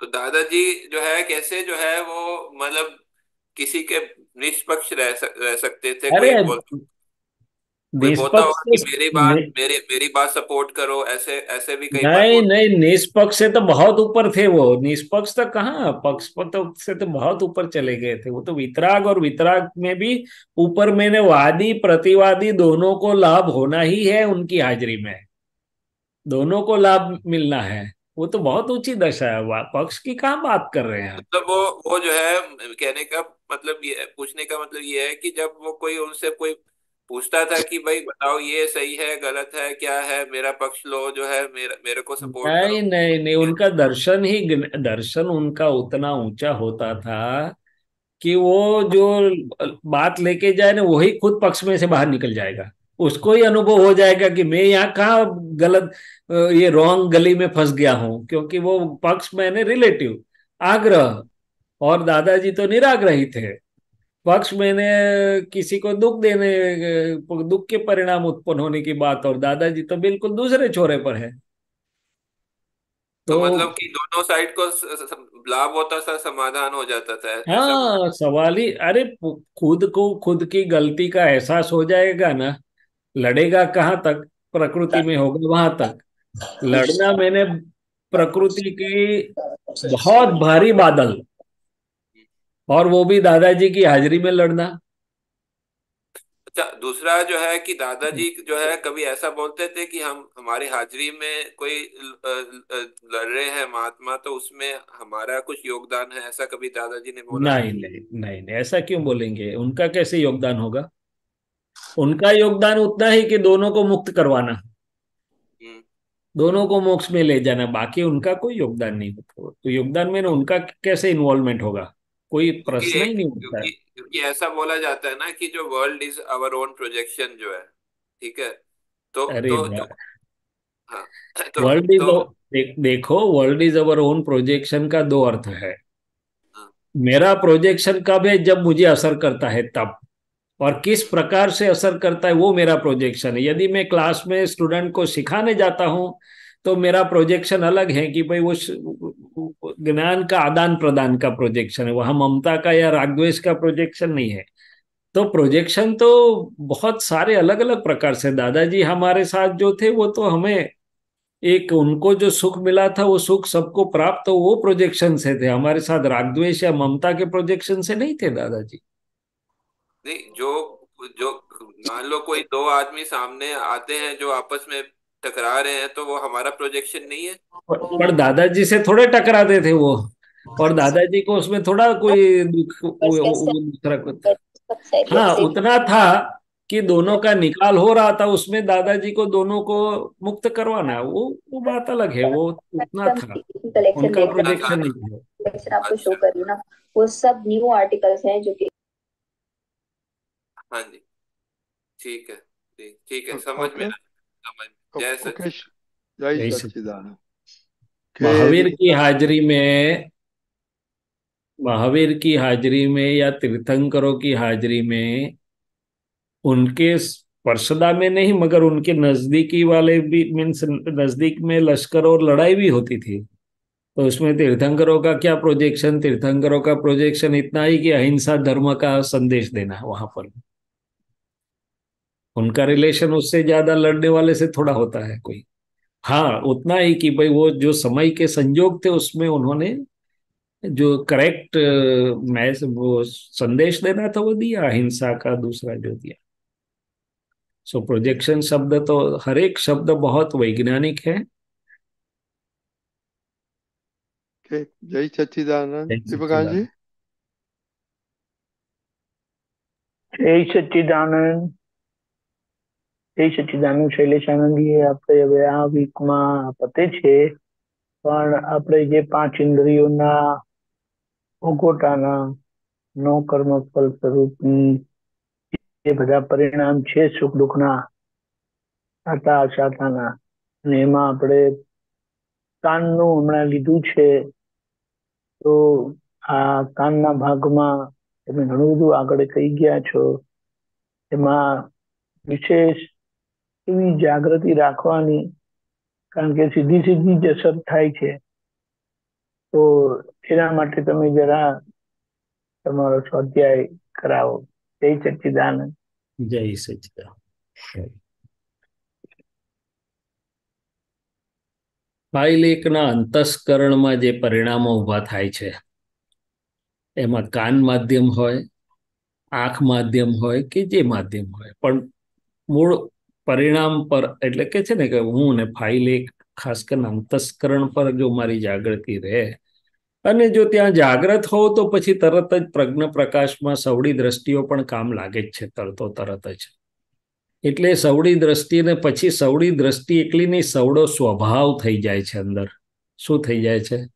એ સ્વભાવ જ થઈ જાય તમારો, કે ભાઈ એની મેળ જ ફિલ્ટર થઈ જાય કે અમુક વસ્તુ તમને અસર પરિણામ ઊભા થતા પહેલા જ પેલું આઈને ઊભું રહી જાય તમારી પાસે સવડું પરિણામ, એટલે એને ત્યાંથી ચોખ્ખું કરી દે. એટલે પહેલા પગથિયે તો અંતસ્કરણ પર ઊભી થતી અસરોમાં જાગ્રત પણ આપણું આવે, એટલે પછી પ્રજ્ઞાના પ્રકાશમાં બધી સવડી સમજણો ત્યાં કામ કરવા લાગે, અને સવડી સમજણો કામ કરવા લાગે ને એમ કરતા કરતા સ્વભાવ સવડો થતો જાય. કોઈ ગમે તેટલું કે પણ જે પ્રેમ સ્વરૂપ થયેલા છે એને કોઈ પ્રેમ તૂટી જાય ખરો કોઈના માટે? અરે આંખે જોયેલું હોય તોય નતો તૂટતો એમનો, કાને સાંભળેલાની તો ક્યાં વાત છે. એટલે જ્યારે સ્વભાવ એવો થઈ જાય છે જાગ્રતપણે થતું ચોખ્ખું થતું, ત્યારે સ્વભાવમાં પછી બાકીનું બધું જ ઉડી જાય. એટલે ધારો કે દાદા ભગવાનને તો આપણે અનુભવ્યા, એવી રીતે આપણને પણ થોડુંક અંદર એમની હાજરીથી પ્રાર્થનાથી થયા કરે, જાણીએ બધું થયું, પણ અંદરનો સ્વડો સ્વભાવ કે પ્રેમ સ્વરૂપ થયેલું તૂટે નહીં. એ જ્યારે ધીમે ધીમે થવા લાગે ને, આગલું પગથિયાની વાત કરું છું. પહેલું પગથિયું તો જાગૃતિ અંતસ્કરના પરિણામ પર છે, અને પ્રકૃતિની જોડે મારી સમજણો કામ લેવા લાગે, એટલે પ્રકૃતિ કે મન કે બુદ્ધિ જે તમે શબ્દ વાપરો, એના પરિણામો હાવી થવાનો તો સવાલ જ ના આવે, પણ એને તરત સવડું કરી દે. આ દ્રષ્ટિ તરત એને સવડું કરી દે, અંતસ્કરણને પણ સવડું કરી દે, નિકાલી અંતસ્કરણને પણ સવડું થવું ઘટે, નહીં તો પાછું વ્યવહારમાં ના પડઘા પડ્યા કરે. ભલે આપણે શુદ્ધાત્મામાં રહી ગયા, પણ એ સમજ નિકાલી અંતસ્કરણને પણ સવડું કરી દેશે. હવે એક સાદો દાખલો કહું તમને.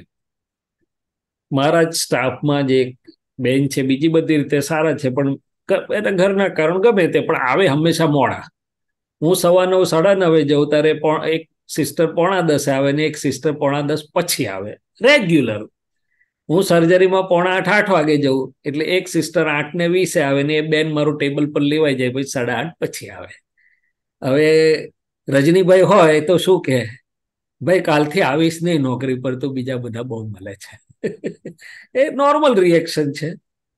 પણ શૈલેષભાઈને જોઉં કે ના ભાઈ એને બીજી બધી રીતે સારા છે, જરૂર બી છે, અને કહું બી ખરો એક બે, પણ પછી હું મારા અંતસ્કરણને તપાસ કરું કે ભાઈ મારો પ્રેમ ને મારી દ્રષ્ટિ બદલાઈ ગઈ છે કે જેમ છે તેમ છે. એટલે અંદર હજી જોયા કરું છું કે ત્યાં ના ઉડી જતું નથી. કેમ? તો કે પેલું અવસ્થાવર્તી વાત છે, આ શાશ્વતી વાત છે. શું છે? એટલે દાદાજીએ કોઈનું વન ટાઈમ બી દાદાજીએ એક વાક્ય કહ્યું આપણને કે અમે એક વાર જોઈ લઈએ અને પછી અમારો જિંદગીમાં અભિપ્રાય ફરે નહીં, ભલે ગમે તેવાનો કર્મનો ઉદય આવે. હવે આ કેવડું મોટું વાક્ય છે સાહેબ, અને કેવી રીતે રહી શકે? તો કે છેવટે સવડી દ્રષ્ટિ વાપરતા વાપરતા રિલેટિવ અંતરાત્મા અને રિલેટિવનો સ્વભાવ જ એવો થઈ જાય કે વાત બધી કરે પણ અંદરથી બદલાય નહીં. એટલે આ તો હું મારી જાતની તપાસ કરતો હું. પછી કોક વાર એને પેલું અસર એટલે બહાર દેખાડું પણ અંદર તપાસ રાખું કે ભાઈ અંદર મારું કેવું રહ્યું, બદલાઈ ગયું કે નથી બદલાઈ ગયું. એટલે અસરમાંથી આગળ વધતા વધતા દીપક મને એવું લાગે કે હવે આપણે દાદાને જોયા, જાણ્યા, અનુભવ્યા અને વિતરાગોની વાતો સમજ્યા પછી અંતરંગ દ્રષ્ટિ ને અંતરંગ દિલ એ બદલાવું તો ના જ જોઈએ. ઉલટાનો દાદાને પ્રેમ વધારે આવતો હતો, એવી જગ્યાએ પ્રેમ વધારે આવતો હતો. એટલે પેલું કે ને ચંદનને જેમ ઘસે ને એમ વધારે સુગંધ આપે, એવું પણ આપણે જોયું. એટલે આ બાજુ નેગેટિવ છે, નેગેટિવ અસરો છે, આ બાજુ એટલું બધું પોઝિટિવ પરિણામ સ્વરૂપે છે. કારણ કે વિતરાગને દિલમાં જ એટલો આનંદ છે, એટલો પ્રેમ છે, બધા પરિણામ છે. તો આ બેની વચ્ચે હવે આપણી પુરુષાર્થ છે એવું મને લાગે છે. જય સચ્ચિદાનંદ.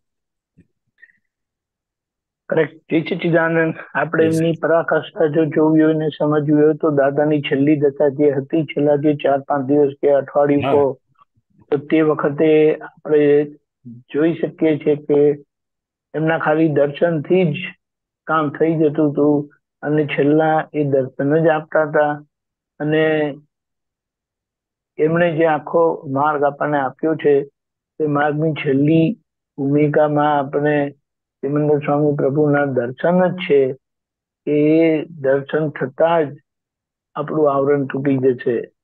એટલે એ છેલ્લા લેવલની પ્યોરિટી આપણને આખી સમજાવી દીધી છે, બતાડી દીધી છે કે આ રીતે, અને આ આપણો શું કહેવાય રોડ મેપ છે, ગોલ છે આપણો. બહુ સરસ. જય સચ્ચિદાનંદ. જય સચ્ચિદાનંદ. હવે આપણો ટાઈમ થઈ ગયો છે એટલે આપણે ત્રિમંત્ર બોલો. એક મિનિટ. કશ્યપભાઈ, આર યુ ધેર? ના, I think is left. Okay, ત્રિમંત્ર ફોલો કરો કશ્યપભાઈ. નમો વિતરાગાય, નમો વિતરાગાય, નમો અરિહંતાનમ, નમો અરિહંતાનમ, નમો સિદ્ધાનમ, નમો સિદ્ધાનમ, નમો આયરિયાણમ, નમો આયરિયાનમ, નમો વજ્જાયાણમ, નમો વજ્જાયાનમ, નમો લોય સૌવ સાહુનમ, નમો લોય સવ સાહુનમ, એસો પંચ નમુક્કારો, એસો પંચ નમુક્કારો, સૌવ પાવપણાસનો, સવ પાવપનાસનો, મંગલાણંચ સૌવેસિમ, મંગલાનમ ચ સવ્યેસિમ, પડમમ હવૈ મંગલમ. પડમમ હવૈ મંગલમ. ઓમ નમો ભગવતે વાસુદેવાય. ઓમ નમો ભગવતે વાસુદેવાય. ઓમ નમઃ શિવાય. ઓમ નમઃ શિવાય. જય સચ્ચિદાનંદ. જય સચ્ચિદાનંદ. જય સચ્ચિદાનંદ. કાલનો પ્રોગ્રામ કાલે શનિવાર સવારે 6:30 પ્રાતઃવિધિ, 24 કલાકની કીર્તન ભક્તિ સુરત મંદિર ખાતે અને અમદાવાદ લપકાણ ખાતે સુરત મંદિરની 9:30 વિધિ અને 11 કલાકે કીર્તન ભક્તિ શરૂ થશે. અમદાવાદ ખાતે 2 વાગે વિધિ શરૂ થશે અને 3 વાગે કીર્તન ભક્તિ શરૂ થશે, જે રવિવારે 3 વાગે પતશે. બીજો કોઈ પ્રોગ્રામ નથી ઝૂમ ઉપર, અને આ લોકોનો પ્રોગ્રામ ચિંતન ભક્તિનો યુટ્યુબ પર આપણને જોવાનો લાભ મળશે અને આખા દિવસ દરમિયાન એ જ 5 ઇન્દ્રિયોના નો કર્મ ફળ સ્વરૂપી ભોગવટાને આપણે સારી રીતે જોઈશું અને એની અસરોમાંથી દાદાની સમજણે કે અતિન્દ્રિય જ્ઞાન આપણું ખુલ્લું થયેલું છે પ્રજ્ઞા શક્તિ દ્વારા, તો એનો આપણે સંપૂર્ણ લાભ લઈને આપણે આપણો પરમાનંદ સાધીએ અને મુક્ત થઈએ, વ્યવહાર શુદ્ધિ યથાર્થપણે આપણી થતી જાય. જય સચ્ચિદાનંદ.